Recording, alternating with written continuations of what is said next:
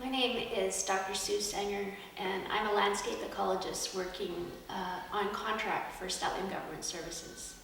And my role is to help deliver the best combination of science and traditional knowledge into the decision-making process for resources in the Statlium Territory. And grizzly bears form a key part of the work I do here in the Lands and Resources Department. So when we go into the field, we're looking for evidence that grizzly bears are in an area. So we'll go to a herbaceous meadow or avalanche chute where bears feed, and typically on the edge of this feeding you can find a mark tree. This is where the bears are rubbing and leaving hair and claw marks. By just pulling it like that and putting it into an envelope, and then we can send this to the lab and find out which grizzly bear did this marking.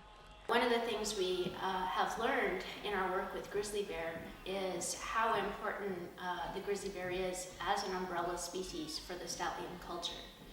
So when you look at the diet of the grizzly bear, which we learned about by having collared bears, where we have GPS collars and get locations of these animals, and then you can see what the bear has done and look at the food it eats. When you look at those key grizzly bear foods and you look at the Statlium traditional diet, there's an incredible overlap between bears and the people. And so we can look at what's happening with grizzly bear and say, if the bears are having trouble surviving on the landscape, then the cultural basis, the landscape basis for the culture may also be at risk. So we put a lot of energy into trying to understand what's happening with grizzly bears as a result of that. We are in grizzly bear country here, and what Statlium people need to know is the bear deterrent spray. There are courses that we give. You can call us at the Statlium government's office and we will do the course for you.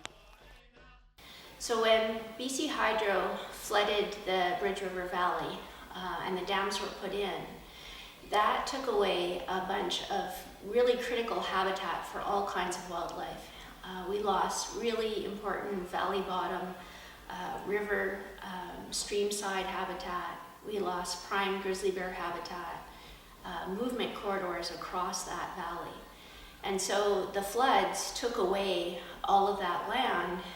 It's buried under the reservoir now. And so in order to sustain wildlife, we have to be looking at what happens around those dams. How do we sustain the various animals that lost their homes as a result of the flooding of the Bridge River? One of the things we do frequently is work with elders, and repeatedly when we talk about lands and resources with the elders, they'll talk about water and how important water is from the very top of the mountain all the way to the valley bottom. How is it that our water is going to be sustained for the future? What are the impacts on water?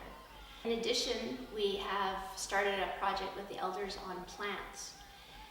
We've been asking them to come with us in the field onto the land and talk about the plants and their importance and the different ways in which plants are used, their significance in the language and their significance in the culture itself.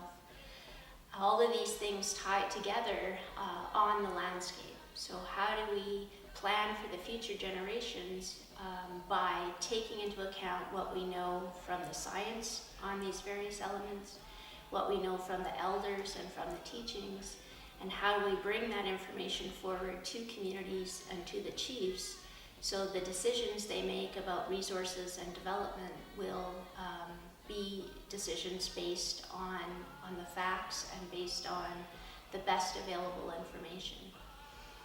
That's largely what we do.